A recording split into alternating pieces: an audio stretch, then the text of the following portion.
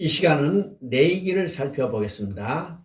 내기는 성경 가운데서 우리들에게 친밀하지 않을 뿐만 아니라 어렵게 느껴지는 책 중에 하나라고 생각됩니다. 그런데 내기는 유대인들이 태어나서 성경 중에서 가장 먼저 배우는 책이었습니다. 그렇다면 유대인의 삶에서 가장 중요한 것이고 필수적인 책이었다는 것입니다. 이렇게 내기가 유대인의 신앙의 토대이며 중심이었다면 오늘 우리 기독교인들에게도 내기는 신앙의 토대이며 중심이라 할 수 있습니다. 내기는 역사서지만 역사의 시대 구분 속에는 들어가지 않습니다. 왜냐하면 출애굽기 마지막에서 완성된 성막을 중심으로 살아가야 할 이스라엘 백성들의 법도와 규례를 명령하고 있기 때문입니다. 내기는 하나님께서 회막에서 모세를 부르셔서 하나님의 서민이 어떻게 하나님 앞에 나아갈 수 있는지, 또 하나님 앞에 나아간 그 백성들이 하나님 앞에서 거룩한 삶을 살아야 할 것에 대해서 하나님의 명령을 주시는 것입니다. 내기는 크게 두 부분으로 나눌 수 있습니다. 첫째 부분은 1장부터 16장까지입니다. 첫째 부분의 주제는 죄인이 의로우신 하나님 앞에 나아가는 것이 어떻게 가능하게 되는 것을 제시해 줍니다. 범죄하는 인간은 죄를 대속할 제물과 제물을 드려줄 중보자인 제사장을 통해서만 하나님 앞에 나아가는 것이 가능하다고 말합니다. 두 번째 부분은 17장부터 27장까지입니다. 이 두 번째 부분의 주제는 거룩하신 하나님과 교제를 지속해 나가는 방법을 제시하고 있습니다. 핵심은 내가 거룩하니 너희도 거룩할지라는 말씀입니다. 그러므로 하나님의 백성은 성별된 삶을 살아야 한다는 것입니다. 하나님과 관계가 단절된 죄인이 하나님 앞에 나아갈 수 있는 방법은 대속제물과 이를 드려줄 제사장을 통해서입니다. 그래서 내기 전반부는 제사법과 제사장에 대한 규례가 중점적으로 나오고 있습니다. 내기는 우선적으로 5개의 제사로 시작됩니다. 번제와 소제와 화목제와 속건제와 속죄제입니다. 1장은 번제의 규례입니다. 번제는 하나님과 관계 회복을 위해서 드려지는 가장 기본되는 제사입니다. 이 번제는 완전한 헌신과 완전한 순종을 요구하는 것인데 예수님은 죽기까지 순종하셨고 피 한 방울도 남기지 아니하시고 완전하게 헌신하셨습니다. 2장은 소제입니다. 소제는 피 없이 드리는 제사로 예수 그리스도의 죄 없이 사셨던 생애를 예표합니다. 3장은 화목제의 규례입니다. 화목제는 원수된 자와 화평케 되는 것을 말합니다.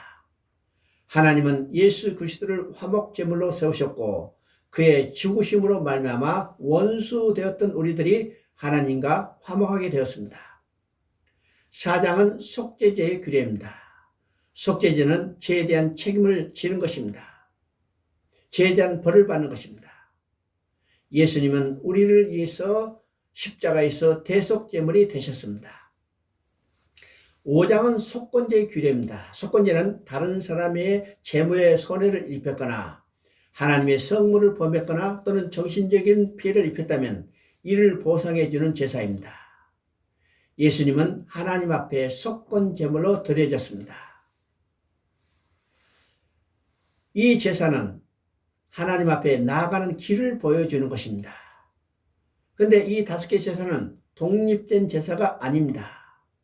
예수 그리스도가 십자가에서 우리를 위하여 드려준 제사를 한 가지 제사로 설명할 수 없기 때문에 5개의 제사로 나누어서 설명하고 있습니다.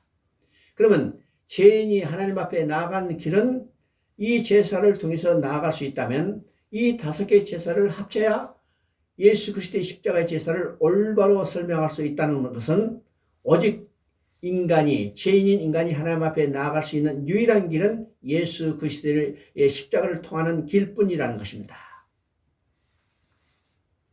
8장부터 10장까지는 제사장의 임명과 그 사역에 대해서 설명하고 있습니다. 대제사장의 사명은 죄를 범한 인간들이 하나님 앞에 나아갈 수 있도록 백성을 위하여 하나님 앞에 제사를 드려주는 사명입니다. 구약의 아론의 대제사장은 우리의 큰 대제사장 대신 예수 그리스도를 예표합니다. 구약의 대제사장은 백성을 하나님 앞으로 인도할 수 없었지만 우리의 큰 대제사장 되시는 예수님은 자신을 제물로 단번에 완전하고 영원한 제사를 드려주심으로 지성소로 들어가는 휘장을 찢어지게 하시고 하나님 앞에 나아갈 수 있는 새로운 살 길을 열어주셨습니다. 그래서 우리들은 큰 믿음으로 담대하게 하나님 앞에 나아갈 수 있게 된 것입니다. 레위기 11장부터 16장까지는 각종 의식법을 통해서 하나님 앞에 나아가게 되고 단절된 교제를 회복하는 방법을 규정하고 있습니다. 11장은 먹을 수 있는 동물과 먹을 수 없는 동물을 구별하는 것이고 12장은 아이를 낳은 산모가 정결케 하는 규례입니다. 그리고 13장부터 14장에 나오는 나병과 15장에 나오는 유출병은 이 병들의 증상은 죄 증상입니다.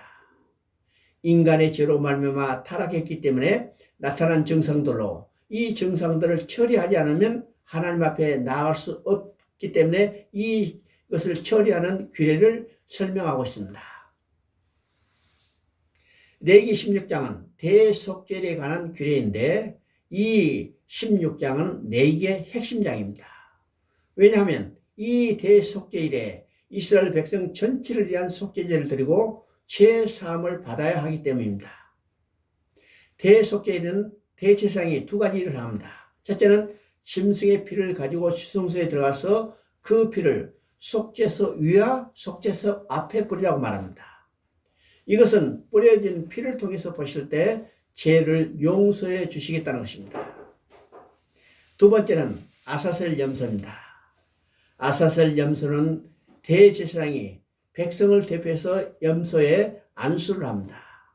안수를 한다는 것은 백성의 모든 죄를 염소에게 전가하는 것이고 안수를 통해서 백성의 죄를 짊어진 이 염소는 적이 된 사람에서 멀리 강해로 끌려가서 돌아오지 못하고 죽게 되는 것입니다.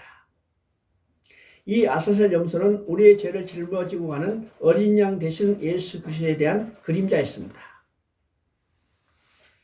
레위기 17장부터 레위기의 두 번째 주제인 하나님을 만난 인간이 하나님과의 교제가 좁아지거나 막힘이 없이 지속해 나가는 것을 어떻게 가능한가 문제를 말씀하고 있습니다.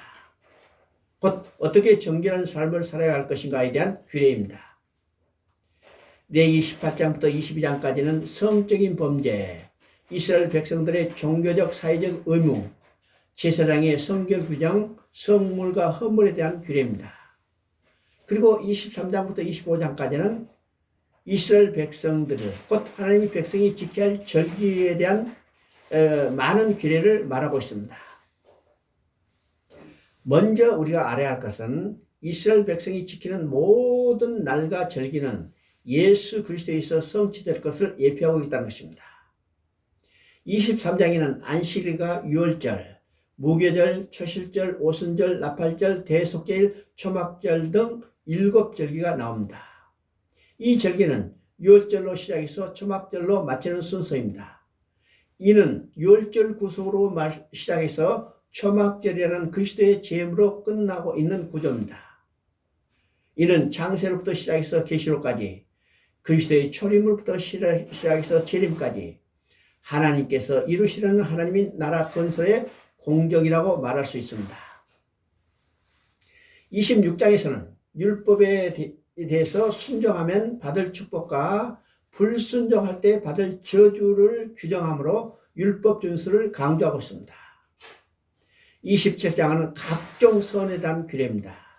이 선에 대해서 세부적으로 규례하는 것은 선은 반드시 지키게 하고 함부로 선하는 것을 방지하고 하나님 이름으로 한 선의 엄중함을 알게 하겠습니다. 레위기의 규례를 통해서 하나님의 자녀가 되기 위해서 거룩한 삶을 살아가는 것이 아니라 하나님의 자녀가 되기 때문에 거룩한 삶을 살라고 명령하시는 겁니다. 하나님께 나아가는 길은 그리스도의 대속으로 말미암아 활짝 열어 주셨습니다. 이것이 하나님께서 행해 주신 일입니다. 이제는 하나님과의 교제가 좁아지거나 막힘이 없도록 거룩한 삶을 살아가야 하는 것이 우리의 책임입니다. 다음 시간은 민수기를 살펴보도록 하겠습니다.